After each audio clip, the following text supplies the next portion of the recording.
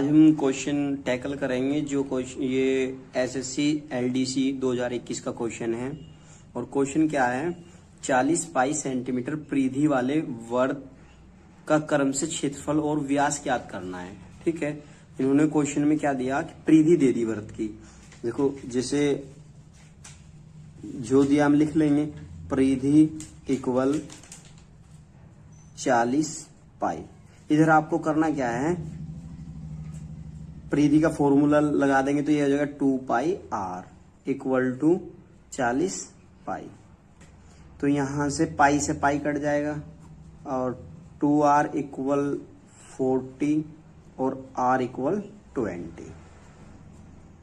ठीक है, तो ये 20 सेंटीमीटर त्रिज्या आ गई। और क्वेश्चन में हमसे एक तो व्यास पूछा है और एक क्षेत्रफल पूछा है। तो क्षेत्रफल के लिए वर्ग का क्षेत्रफल का फॉर्मूला हो जाएगा आपका, क्षेत्रफल इक्वल हो गया पाई r स्क्वायर, यानी वर्ग का क्षेत्रफल। तो वर्ग का क्षेत्रफल ज्ञात करना, पाई इंटू r की वैल्यू क्या है 20 इंटू 20 और इक्वल टू यहां से आ गया 20 जा आपका आ गया 400 पाई। और r की 2 बार मल्टीप्लाई, देखो यहाँ सेंटीमीटर और यहाँ सेंटीमीटर, तो ये हो जाएगा centimetre multiply centimetre equal two centimetre square. ये क्षेत्रफल हो गया। और इन्होंने व्यास पूछा था, तो व्यास क्या होता है, व्यास होता है 2r।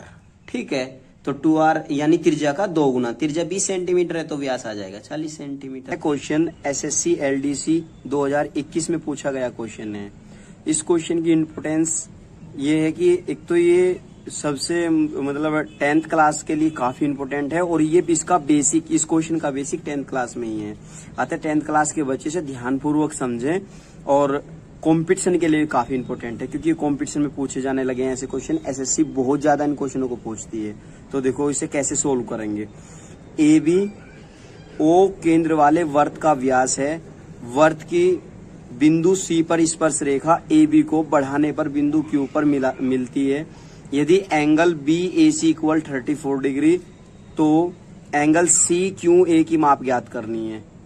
ठीक है, तो देखो इसे कैसे करेंगे। सबसे पहले तो इसका फिगर बनाएंगे। कैसे, जैसे कोई वर्ग है, इन्होंने कहा कि ABO केंद्र वाले वर्ग का व्यास है।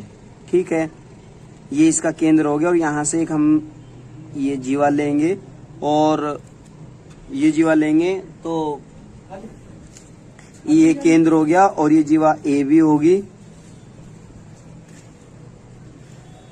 अब इन्होंने आगे क्या कहा कि वर्ग के बिंदु C पर स्पर्श रेखा AB को आगे बढ़ाने पर बिंदु Q पर मिलती है। देखो अब जो यहाँ कहीं इस पे कहीं भी हम बिंदु C लेंगे और सपोज करो मैंने बिंदु C यहाँ ले लिया ये, और जो बिंदु C पर स्पर्श रेखा है ये AB को आगे बढ़ाने पर बिंदु Q पर प्रतिच्छेद करती है। ये बिंदु Q है, यानी ये हमने व्यास AB को आगे बढ़ा दिया और ये जो बिंदु C पर स्पर्श रेखा है इसे आगे बढ़ा दिया ये वाला।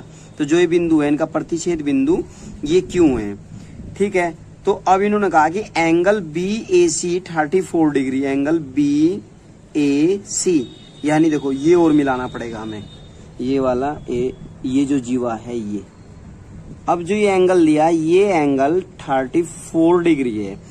अच्छा, इस क्वेश्चन को हम इसी चित्र में समझने का प्रयास करेंगे। इसमें लिखना कम है, समझना ज्यादा है ताकि हम कम समय में इसको टैकल कर सकें।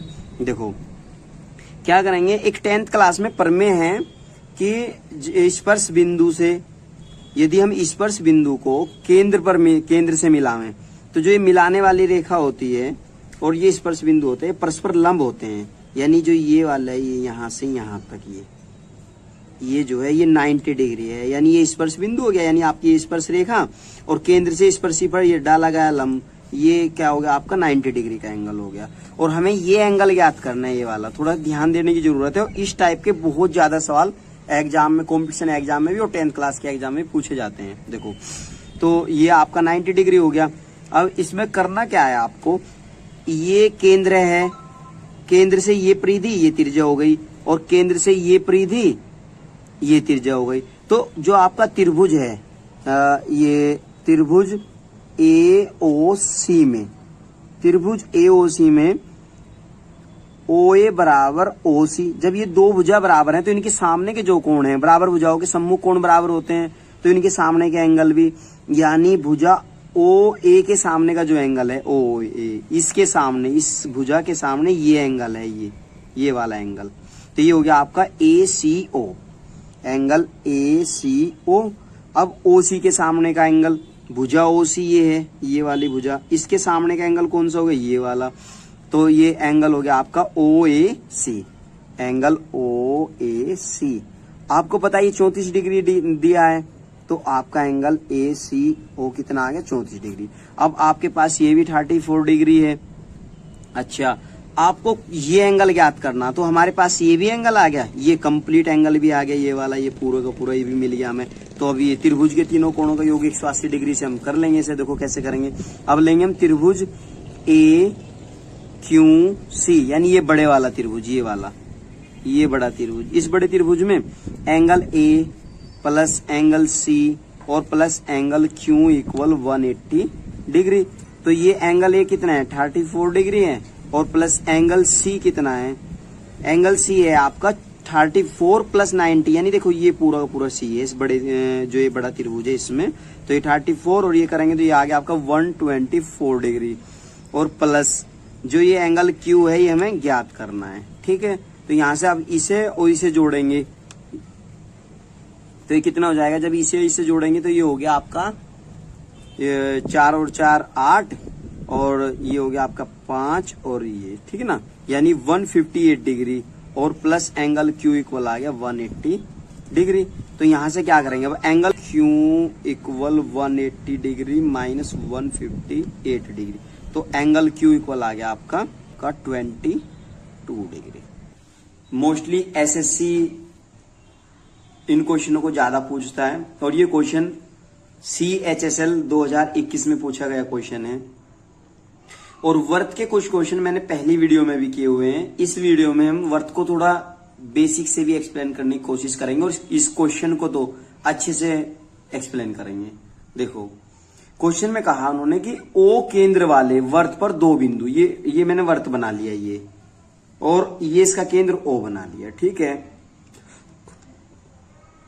दो बिंदु A व B स्थित हैं। देखो ये बिंदु मैंने पहले ही स्थित कर लिए, आप इन्हें कहीं भी स्थित कर सकते हो, कोई प्रॉब्लम नहीं है, जहां आपका दिल करे वहां स्थित कर लो। जैसे मैंने बिंदु A यहां ले लिया और बिंदु B यहां ले लिया, ठीक है। इसके बाद में उन्होंने कहा कि वर्त के लघु चाप बिंदु A व B के बीच बिंदु C स्थित है। देखो आराम से बात समझने की और बेसिक समझने की, वे ज्यादा बड़ी बात नहीं है। देखो क्या कहा क्वेश्चन में, दो बिंदु लिए पहले हमने, ये ले लिए जी दो बिंदु, जहां आपका मन करे वहां ले लो। अब परिधि के कोई भी दो बिंदु जो यदि आप मिलाओगे तो उन्हें मिलाने वाली जो रेखा है वो एक जीवा है, और किसी भी वर्त में कोई भी जीवा वर्त को दो भागों में बांटती है, या तो वो समान दो भागों में बांटेगी या छोटे और बड़े दो भागों में बांटेगी। जैसे इसने ये तो हो गया आपका लघु भाग, इसे लघु वर्तखंड कह सकेंगे हम इसे ये लघु वर्तखंड हुआ। ये ध्यान यहां दें, सब अपना ध्यान यहां रखें। और ये आपका दीर्घ वर्तखंड हो गया, सब बच्चों का ध्यान यहां रहेगा ना, तो ये बात समझ में आ जाएगी, और इसके साथ में कम से कम आप अनेक सवाल कर पाओगे, ठीक है ना। मैं आपको विश्वास दिलाता हूं कोई सवाल आप गलत ना करने के, तो ध्यान यहां रहे। ये दीर्घ वर्तखंड हो गया ये वाला, और ये लघु वर्तखंड हो गया ये वाला। यानी एक जीवा ने एक वर्त को दो भागों में बांट दिया, ठीक है। अब बांट दिया तो इन्होंने कहा जो ये चाप है ना, देखो ये चाप, ये परिधि का जो ये कटा हुआ हिस्सा इसे चाप बोलते हैं, और एक चाप ये हो गया, दो चाप, ठीक है जी। ये बड़ा चाप हो गया, ये छोटा चाप हो गया। क्वेश्चन में यही कहा कि लघु चाप बिंदु A व B के बीच, अब जो ये दो बिंदु है इनके बीच में लघु चाप है कोई बिंदु C है, ये ले लिया, ये मैंने पहले ले लिया था, ठीक है। और बिंदु A व B पर वर्त की दो स्पर्श रेखाएं एक दूसरे को बिंदु D पर मिलाती हैं। देखो ये बात समझने की है, ये वर्त, ये बिंदु B हो गया, ये बिंदु A हो गया। अब यहां से कोई स्पर्श रेखा खींच लो, जैसा आपका मन करें, सब ये खींच ली मैंने, कोई प्रॉब्लम वाली बात नहीं। उल्टी सीधी कैसी खींच जाओ, पर ध्यान रखना जहां ये प्रतिच्छेद करनी, जहां ये मिल गई ना, ये बिंदु D है, बस ये बात ध्यान रखना तुम्हें, और कुछ ध्यान नहीं रखना, ठीक है, देखो स्पर्श रेखा बिंदु डी पर मिलती है यदि एंगल ADB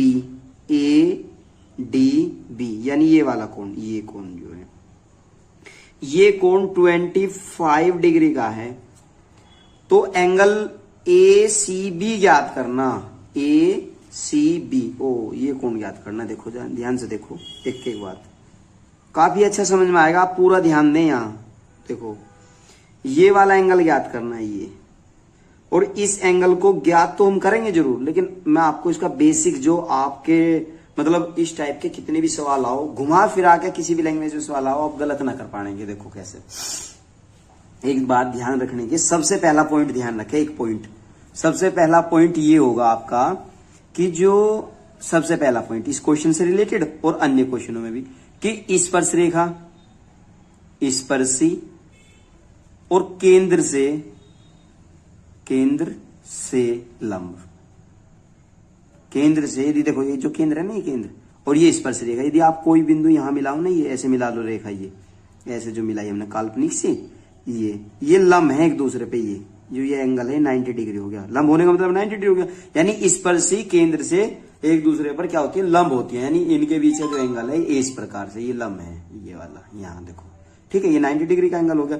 अब ये भी केंद्र हो गया आपके, ये केंद्र है ये, और ये स्पर्श रेखा है यहाँ, तो स्पर्श बिंदु और केंद्र ये लंब हो गया, ठीक है जी। जब ये लंब हो गया तो ये 90 डिग्री एंगल और ये 90 डिग्री एंगल। अब आपके पास ये चतुर्भुज बन गया ACBO, कैसे भी आप पढ़ लो, ये चतुर्भुज हो गया आपके पास ये, और चतुर्भुज के चारों कोणों का योग 360 डिग्री है। जब चारों कोणों का योग 360 डिग्री है तो आपको ये 90 दे दिया, ये 90 दे दिया, ये 25 दे दिया, तो ये आप निकाल सकते हो कि नहीं निकाल सकते हो, ठीक है। जब आप ये एंगल निकाल लोगे, ये वाला कोण, कॉम्पिटिशन वाले बच्चे ध्यान से पढ़े इस चीज को, ठीक है, ये भाई ये 90 और 90 180 हो गया, और ये 25, तो अब आप एक काम कर सको, 180 में से घटा लो ये 25, तो ये आ जाएगा आपका 155 डिग्री, ठीक है। अच्छा, अब एक बात देखो, जो ये जैसे ये पूरा कोण है ना, ये वाला, ये जो ये ऐसे जो एंगल बने, ये पूरा 360 डिग्री का रहे ये वाला एंगल, ठीक है। अब इसमें से ये हिस्सा तो आ गया 155 का, तो ये कितना बच गया, ये वाला हिस्सा। जब आप 360 में से कितना 155 घटा देंगे तो कितना बचेगा, ये 5 बच गया, और ये 5 में से 5 जाके 0 बच गया, और ये 2 बच गया, ठीक है। देखो ये आपके पास 205 डिग्री का एंगल आया, ठीक है। अब एक जो विशेष ध्यान देने की पॉइंट है, जो आपका की पॉइंट है इसमें, वो क्या है, जैसे देखो ध्यान से, ये जो चाप है, ये चाप, ये लघु चाप था, अभी बताया था मैंने, और ये जो चाप है, ये बड़ा चाप, ये ध्यान दे लेना सब बच्चे ध्यान से, कभी फिर ये क्या हुआ, यदि ये बात पकड़ लिया आपने तो ये हर क्वेश्चन में आपका बहुत हेल्प करेगा, और इस बात पे बहुत ज्यादा क्वेश्चन पूछे जानते कि ये बड़ा चाप, ये वाला चाप, इस बड़े चाप ने ये जो कोण है ये केंद्र पे आंतरित किया, ये वाला कोण इस बड़े चाप ने, और इसी बड़े चाप ने, इस बड़े चाप ने ये शेष परिधि पे कोण बना दिया। तो ध्यान से देखो, ये यहाँ पॉइंट है, यहाँ से चाप स्टार्ट है इस पॉइंट से, और देखो यही कोण है ना, ये वाला कोण, ये देखो, यानी इस बड़े चाप ने बना दिया ये परिधि पे, और इसी बड़े चाप ने ये कोण बना दिया कहां, आपका केंद्र पे। अब आपको ध्यान रखना, रूल के अकॉर्डिंग जो रूल है, सेकंड रूल इस क्वेश्चन में जो यूज हुआ, किसी चाप द्वारा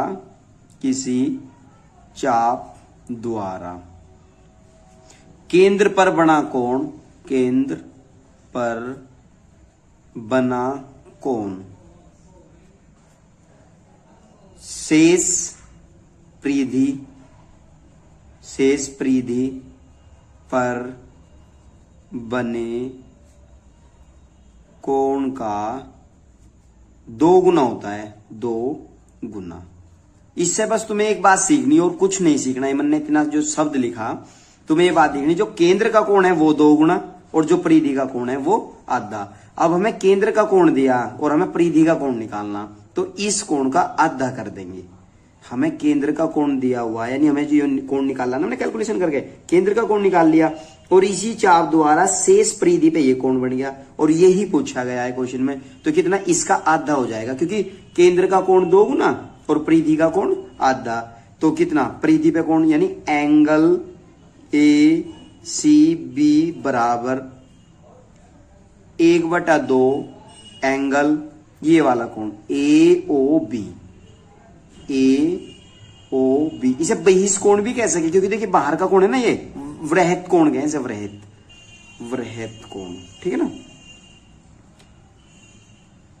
अच्छा, तो अब आपको ध्यान देना है कि 1/2 मल्टीप्लाई जो ये एंगल लिया ना मैंने, देखिए यहां चित्र में देख लो, भले मैं कुछ थोड़ा बहुत गलत लिख दिया हो, लेकिन ये बात ध्यान दे लो। यहां ये चित्र में देखो तुम, क्योंकि क्वेश्चन मोस्टली चित्र से होते हैं। तो ये जो कोण है इसका आधा है ये, तो कर दो 205 का आधा। 205 का आधा तो सब कर ही सकें, ये शायद 205 का आधा, 5 का आधा 250 और 200 का आधा 100, तो यानी 102.5 डिग्री। ये फाइनल आंसर है आपका, ठीक है। जैसे 2021 में भी ये क्वेश्चन पूछा गया, 2015 में भी, 2014 में भी और 2013 में 2 बार पूछा गया है, यानी डिफरेंट एग्जाम में, और 2012 में भी ये क्वेश्चन पूछा गया है। तो अपने आप में क्वेश्चन की इंपोर्टेंट काफी अधिक है। कंपटीशन में से इनकी इंपोर्टेंट है ही, दूसरी 10th क्लास के लिए भी काफी इंपोर्टेंट है, क्योंकि इन क्वेश्चनों का बेसिक 10th क्लास में ही होता है। तो देखो वर्थ से रिलेटेड है और काफी इजी वे में हम इस क्वेश्चन को एक्सप्लेन करेंगे। कोशिश करूंगा कि आपको अच्छे से समझ आ जाए।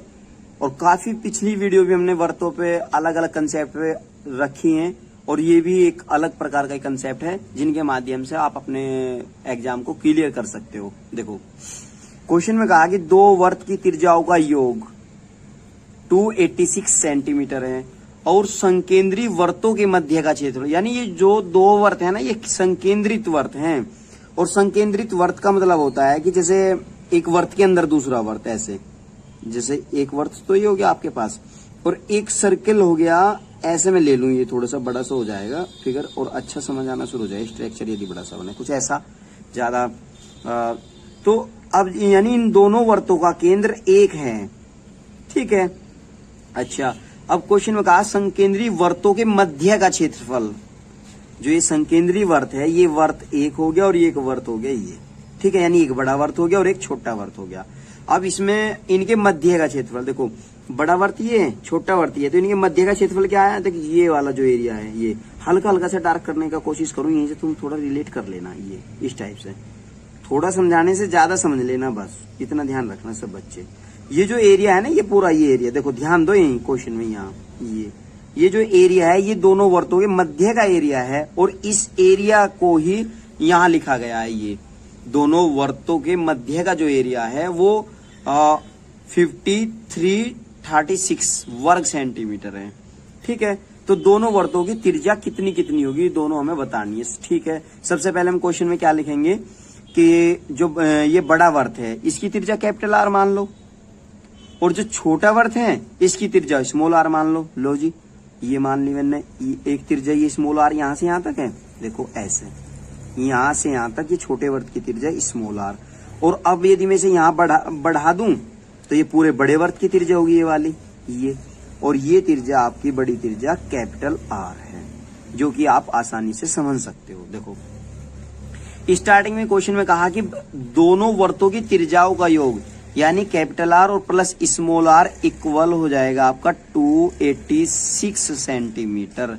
इक्वेशन क्या मान लो कुछ समय के लिए, ठीक है। अच्छा, उसके बाद क्वेश्चन में कहा कि दोनों वर्तों के मध्य का क्षेत्रफल दिया, तो दोनों वर्तों के मध्य का क्षेत्रफल क्या हो जाएगा जी, पहले वर्त का क्षेत्रफल यानी बड़े वर्त का क्षेत्रफल माइनस छोटे वर्त का क्षेत्रफल। देखो यदि मैं इस बड़े वर्त के क्षेत्रफल में से, इसमें से ये छोटे वर्त का क्षेत्रफल निकाल लूं तो यही बच जाएगा ना।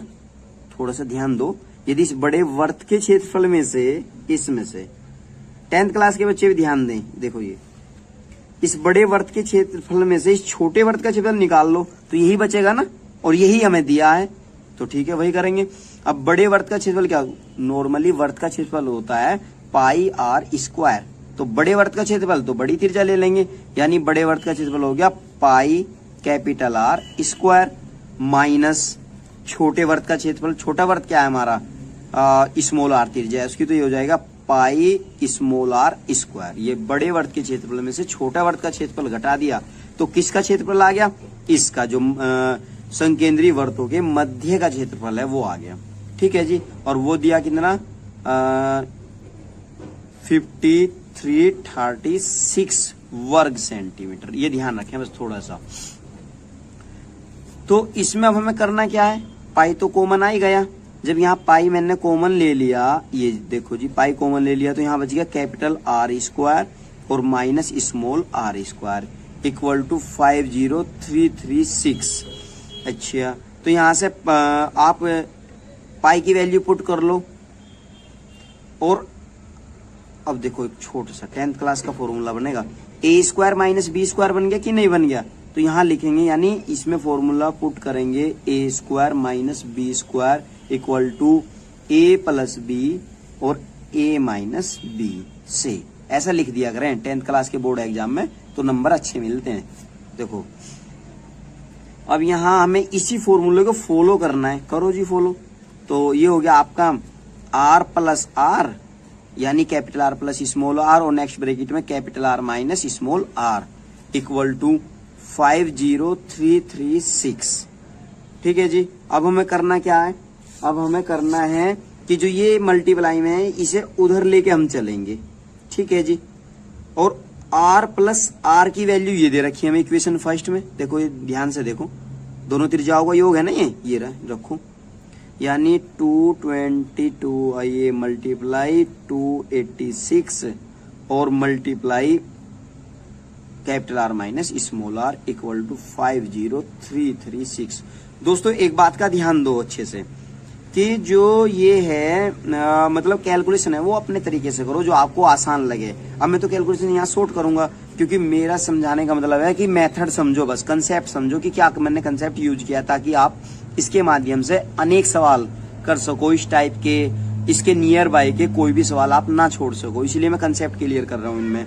ठीक है, तो ये पूरी कैलकुलेशन जो इधर ये आपके इस कैलकुलेशन को हल करेंगे, इधर ये मल्टीप्लाई में और बराबर के दूसरी साइड में जाके क्या हो जाएगी डिवाइड में, तो इधर बचेगा आपका capital R minus small R और capital R minus small R और इक्वल टू ये 50336 और मल्टीप्लाई ये सब डिवाइड में, ये उधर उल्टा होगा 7/22 और ये भी मल्टीप्लाई में नीचे रहेगा 286। ध्यान से देखो, कोई ज्यादा बड़ी बात नहीं है। अब इस पूरी कैलकुलेशन को जब मैं सॉर्ट करूं तो r माइनस आर इक्वल यहां से हो जाएगा आपका, पूरी कैलकुलेशन सॉर्ट करना है 56। ठीक है, अब देखो ध्यान से देखो, ये तो दो त्रिज्याओं का अंतर है और ये दोनों त्रिज्याओं का योग है, ये से इक्वेशन 6 मान लो। और जो 10th क्लास में विलोपन विधि है या प्रतिस्थापन विधि है, उन दोनों के माध्यम से यहां लिखेंगे, यहां ध्यान दो सब, इक्वेशन फर्स्ट व equation second. Equation first second का मतलब है क और ख। ठीक है जी, तो लिखेंगे से, यहां करना है आपको कैपिटल आर ये और इसे 286।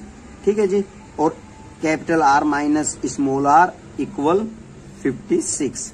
ये इक्वेशन आपकी क हो गई थी और ये इक्वेशन ख हो गई थी। अब देखो यदि मैं इन दोनों को जोड़ दूं तो यहाँ लिखेंगे जोड़ने पर। तो अब जब जोड़ने पर करेंगे तो ये क्या हो जाएगा, कट जाएगा आपका ये। ठीक है, और ये आ जाएगा 2r इक्वल, ये से हम जब सब्ट्रैक्ट करेंगे आ जाएगा 230 और जब ये कैलकुलेशन करेंगे तो ये आ जाएगा आपका यहाँ से r इक्वल 115। ये कैपिटल आर आ गया, यानी एक त्रिज्या आ गई आपकी। जब एक त्रिज्या आ गई और दोनों त्रिज्याओं का योग इतना है और दोनों त्रिज्याओं का अंतर इतना है, तो इनमें किसी में भी मान पुट कर, या तो क में पुट कर लो या ख में पुट कर लो। तो जैसे ही आप मान पुट करोगे यहाँ से स्मॉल आर इक्वल आ जाएगा, काफी शॉर्ट कर रहा हूँ, शायद 171 आ जाएगा, बाकी आप कैलकुलेशन कर लेना। ठीक है, अतः दोनों त्रिज्या कितनी आ गई, एक कैपिटल आर 115 और स्मॉल आर 171। ठीक है, इतने सेंटीमीटर। लेकिन क्वेश्चन थोड़ा ट्रिकी है इसलिए हमने इस क्वेश्चन को लिया है और कभी भी इसको रिपीट किया जा सकता है, इसलिए देखो क्वेश्चन में क्या कहा है के चित्र अनुसार सबसे छोटे वर्त की त्रिज्या ज्ञात करनी है। जो ये चित्र दिया हुआ है आपके सामने, ये इस चित्र के अकॉर्डिंग जो छोटा वर्त है उसकी त्रिज्या ज्ञात करनी है। यदि वर्त सी की त्रिज्या, जो ये बड़ा वर्त है ना, ये बड़े वाला वर्त जो आपको दिखाई दे रहा है, ये वर्त सी है और इसकी त्रिज्या 2 सेंटीमीटर है, और C1 यानी ये वाला वर्त और C2 ये वाला वर्त की त्रिज्या 1 सेंटीमीटर है। यानी देखो ये इसका सेंटर हो गया और ये C2 का सेंटर हो गया। तो अब क्या कहा इन्होंने कि जो, और यहाँ जो ये है ये वाला, ये सेंटर है आपका, जो बड़ा वर्त है ना ये C, इसका सेंटर है, और ये छोटा वर्त O है, इसका सेंटर ये है। इन्होंने क्वेश्चन में यही कहा कि छोटे वर्त की त्रिज्या ज्ञात करनी है। देखो कैसे करेंगे, काफी आसान क्वेश्चन है और आसान तरीके से एक्सप्लेन करेंगे। हम इसके लिए क्या कर लेंगे कि जो ये बड़ा वर्त है ना C, ये रेखा की यहाँ से ऐसे मिलाती हुई और यहाँ इसकी परिधि तक मिला देंगे। अच्छा, जब इनमें इसे ऐसे काल्पनिक रेखा को परिधि तक मिला देंगे तो ये बड़े वर्त की त्रिज्या हो जाएगी। और बड़े वर्त की त्रिज्या कितनी है? 2 सेंटीमीटर। यानी यहाँ से थोड़ा ध्यान दें, सब ध्यान यहाँ रखें बस। और देखो ये परिधि है और ये बड़े वर्त का केंद्र है। ये केंद्र से परिधि का जो बिंदु है वो त्रिज्या है, और बड़े वर्त की जो त्रिज्या है वो कितनी है? 2 सेंटीमीटर। यानी जो बड़ा वर्त है, वर्त सी जो है, बड़े वर्त की त्रिज्या यानी वर्त सी की त्रिज्या 2 सेंटीमीटर है। अच्छा, और अब ये पूरी भुजा, ये यहाँ से यहाँ तक 2 सेंटीमीटर का टुकड़ा हो गया। और जो छोटा वर्त है, ये के सेंटर है ना, ये छोटे वर्त का सेंटर है, और ये छोटे वर्त की परिधि, तो ये त्रिज्या हम R मान लेंगे क्योंकि हमें नहीं दिया हुआ है, स्मॉल r मान के से हम चलेंगे। ठीक है, अब हमें करना क्या है, ये समकोण त्रिभुज, ये वाला ये समकोण त्रिभुज, ये समकोण त्रिभुज लेंगे। इस आकृति को मैं थोड़ा अलग बना लेता हूँ ताकि आपका ध्यान नहीं रहे और काफी अच्छे से समझ आ जाए आपके। ये वाली आकृति जो है, ये इस आकृति को मैंने थोड़ा अलग बना लिया है। ठीक है, ये पॉइंट आपका क्या है? O, जो छोटे वर्त का केंद्र है। ये पॉइंट आप इसको M मान लेंगे यहाँ कोई भी, या बड़े वर्त का केंद्र है ना, ये वर्त जो C है इसका केंद्र है, इस बड़े वर्त का, ये मैंने C ही मान लिया इसको। ठीक है, और ये C1 छोटे वर्त का केंद्र हो गया, ये वाला। अच्छा, अब इस समकोण त्रिभुज में इन देखो C1 की परिधि यहाँ तक है, और जो A है इसकी परिधि, ये जो O वर्त है इस वर्त की परिधि भी यहाँ तक है। यानी इसकी त्रिज्या हमने R मान ली है। जब इसकी त्रिज्या R मान ली तो ये यहाँ से यहाँ तक R हो गया, और इसकी त्रिज्या 1 सेंटीमीटर दी है, तो ये परिधि है। पॉइंट में ध्यान दें बस सब। और यहाँ से यहाँ तक कितने? 1 सेंटीमीटर हो गया। ये देख, थोड़ा ध्यान रखें बस। अच्छा, इसी प्रकार ये यहाँ से यहाँ तक इसी वर्त की त्रिज्या है, तो ये 1 सेंटीमीटर है यहाँ तक, ये परिधि है ना, ये हो गया। अच्छा, अब आपके पास जो ये पूरी भुजा है, ये वाली, इस बिंदु से और यहाँ तक ये 2 सेंटीमीटर है पूरा टुकड़ा। यदि मुझे ये टुकड़ा लेना हो, देखिए ये वाला, ये टुकड़ा लेना हो, ये जिस त्रिभुज में ये वाला टुकड़ा यदि लेना हो, तो इस टुकड़े को क्या करेंगे हम? इस पूरे टुकड़े में से ये यहाँ तक पूरा टुकड़ा मान लो। चलो, इस पूरे फिगर को मैं यहाँ पर बना लेता हूँ, और ये ऐसे ये भुजा हो गई है। यदि मैं इस पूरे टुकड़े में से ये ऊपर का टुकड़ा काट दूं तो ये मिल जाएगा ना। देखो, इस पूरे टुकड़े में से यदि मैं ये टुकड़ा काट दूं तो ये मिल जाएगा। ठीक है, यही करना है। पूरा टुकड़ा कितना? 2 सेंटीमीटर का है, क्योंकि ये 2 सेंटीमीटर की त्रिज्या है ना उसकी। ये देखो यहाँ से यहाँ तक ये 2 सेंटीमीटर का टुकड़ा है, और ये ऊपर वाला टुकड़ा कितना? R सेंटीमीटर का, स्मॉल r का मान लिया हमने। तो अब इस पूरे में से ये R काट देंगे। इसका मतलब हुआ कि ये भुजा आपके पूरा 2, और काटने का मतलब माइनस, तो R। ये अब यहाँ से यहाँ तक कितने सेंटीमीटर? और ये आपका 1 सेंटीमीटर है यहाँ से यहाँ तक, जो भी मैंने चित्र में बताया। और यहाँ से यहाँ तक कितना हो जाएगा? ये देखो, ये 2 वर्त की त्रिज्या है, यानी एक तो वर्त C की और एक वर्त O की, तो यानी ये 1 प्लस क्या हो गया? R हो गया। अब सवाल काफी आसान हो गया। अब कुछ भी नहीं करना है सवाल में। अब जिसके पाइथागोरस प्रमेय याद है ना, वो करेंगे। देखो, पाइथागोरस प्रमेय से,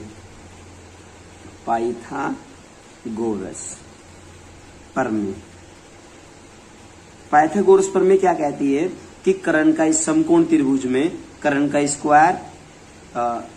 स्क्वायर इक्वल टू आधार स्क्वायर, और प्लस लंब स्क्वायर। ये आपकी पाइथागोरस प्रमेय है जो 10th क्लास में बिल्कुल एक्सप्लेन की गई है, और यहाँ भी मैं इसको बहुत अच्छे से एक्सप्लेन करने की कोशिश कर रहा हूँ। तो कर्ण क्या हुआ, समकोण त्रिभुज के सामने वाली भुजा कर्ण कहलाती है। देखो ये समकोण त्रिभुज है, ये वाला समकोण है ना, इस एंगल के सामने जो भुजा है ये कर्ण है। तो यानी 1 प्लस आर की वैल्यू का होल स्क्वायर हो गया बराबर। आधार क्या है, ये आधार है, आधार कितना 1 सेंटीमीटर है ना, तो 1 का स्क्वायर करेंगे। और प्लस लंब कितना है, लंब देखो 2 माइनस आर है, यहां से यहां तक ही तो लंब है, तो ये 2 माइनस आर का होल स्क्वायर। तो अब इसे ओपन करेंगे, ये हो जाएगा आपका a प्लस बी का होल स्क्वायर ओपन करेंगे, a square plus B square और प्लस 2ab यानी 2r, 2r यानी 2 इंटू आर कर लो। अच्छा इक्वल 1 का स्क्वायर प्लस इसे क्या करेंगे 2 2 जा 4 यानी इसका स्क्वायर करेंगे तो ये हो गया 4 और प्लस आर स्क्वायर और माइनस 2ab का मतलब हुआ 2 2 जा 4r। देखो इसे अपना आप ओपन कर लेना, कोई नहीं, अच्छे मतलब अच्छा सवाल है। अच्छा जो सेम चीज है, बराबर का मतलब होता है सेम चीज छोड़ दी जाती है। ये 1 स्क्वायर ये 1 स्क्वायर सेम है ना, बिल्कुल छोड़ दो, ये छोड़ दिया मैंने। आर स्क्वायर प्लस का इधर भी आर स्क्वायर प्लस का ये भी छोड़ दो, सेम चीजें छोड़ दी जाती हैं। अच्छा ये तो 2r है और ये 4r है, जब 4r को इधर लेके आओगे बराबर के दूसरी साइड जाके इधर माइनस तो इधर प्लस हो गया, 2r और 4r कितना हो गया 6r हो गया। मैं थोड़ा सा शॉर्ट कर रहा हूँ, ठीक है ना। अच्छा 6r इक्वल इधर 4 बचे दे लिखिए मैंने। तो इसी चीज को क्या करेंगे भाई, r कितना हो जाएगा, r इक्वल ये 6 मल्टीप्लाई में उधर जाके डिवाइड में होगा तो कितना हो गया 4/6 और 2 2 जा 4 और 2 3 जा 6। तो यहाँ से r की वैल्यू कितनी आ गई, r इक्वल 2/3। और यही आंसर था इसका, बस यही समझने की बात थी। ये क्वेश्चन जो आज हम एक्सप्लेन करेंगे वर्ष से रिलेटेड है और एसएससी एग्जाम में, डिफरेंट एग्जाम में कई बार पूछा गया क्वेश्चन है, प्रीवियस ईयर का क्वेश्चन है और इस क्वेश्चन के दोबारा फिर रिपीट होने की उम्मीद है। क्वेश्चन काफी ट्रिकी है और क्वेश्चन में इस क्वेश्चन को एक्सप्लेन करने से ही आप कई क्वेश्चनों को सोल्व कर सकते हो। इस एक क्वेश्चन में ही कई क्वेश्चनों को सोल्व करने की क्षमता है। देखो कैसे करेंगे, जैसे क्वेश्चन में क्या कहा कि ए बी ओ केंद्र वाले वर्त का व्यास है, ठीक है। कोई वर्त बना लेंगे, ये ऐसे, इस वर्त का केंद्र ओ है, ये केंद्र ओ हो गया। और व्यास क्या होता है, व्यास वर्त की सबसे बड़ी जीवा होती है, यानी जो केंद्र से होकर जाती है, केंद्र से होकर जाने वाली वर्त की सबसे बड़ी जीवा ही व्यास कहलाती है। अच्छा अब इन्होंने क्या कहा कि वर्त के बिंदु सी पर स्पर्श रेखा, अब इस वर्त पे कहीं भी बिंदु सी ले लो आप, या तो यहां ले लो, यहां या यहां ले लो, जहां मन करे वहां बिंदु सी लेके, और इन्होंने कहा कि इस वर्त पर, वर्त के बिंदु सी पर स्पर्श रेखा ए बी को बढ़ाने पर, ठीक है। अब ए बी को बढ़ा लो आगे तक, ये बढ़ा दिया, चलो जी बढ़ाने पर, और स्पर्श रेखा क्यों पर मिलती है, जो ये सी पर स्पर्श रेखा खींची गई है, बिंदु सी जहां हम लेंगे और वहां से जो कोई स्पर्श रेखा, सपोज करो ये स्पर्श रेखा खींच दी है ऐसे ऐसे, ये बिंदु क्यू पर मिलते हैं। यहाँ आपका जो पॉइंट है वो बिंदु क्यू है और जो ये स्पर्श रेखा ये बिंदु सी है, ध्यान से देखो, ठीक है। और यदि एंगल बी ए सी, एंगल बी ए सी, देखो ध्यान से देखो, ये क्वेश्चन आप जितना चित्र में कर पाओगे उतना जल्दी आसान होगा, लिखाई का ज्यादा में काम नहीं होता, चित्र में ही सोल्व हो जाते हैं क्वेश्चन। देखो एंगल बी ए सी, ये एंगल हो गया, ये वाला एंगल ये, ठीक है। और इसे हम ऐसे त्रिभुज बना लेंगे ये आपके सामने। तो angle Q C Q A की माप ज्ञात करनी, सी क्यू ए, ये एंगल आपको ज्ञात करना। अब देखो इस एंगल को ज्ञात करते समय हमें किन चीजों की जरूरत पड़ेगी और क्या करना पड़ेगा। ये वर्त का केंद्र है, ये स्पर्श बिंदु सी है, यदि हम इस केंद्र से इस बिंदु को मिलावें तो स्पर्श रेखा और ये केंद्र से जो लंब डलेगा ये 90 डिग्री का एंगल होगा यहाँ, ये वाला, ठीक है। अब हमारे पास ये त्रिभुज हो गया COQ, ठीक है, क्योंकि जब हम इसे त्रिभुज बना लेंगे तभी ये एंगल ज्ञात कर पाएंगे। अच्छा अब दूसरा इसमें करना क्या है, इसमें यदि हमें ये एंगल तो मिल गया, ये 90 डिग्री है ये वाला एंगल, तो ठीक, और यदि ये एंगल मिल जाए किसी भी तरीके से, ये वाला एंगल, तो फिर हम इसका ये कोण निकाल लेंगे।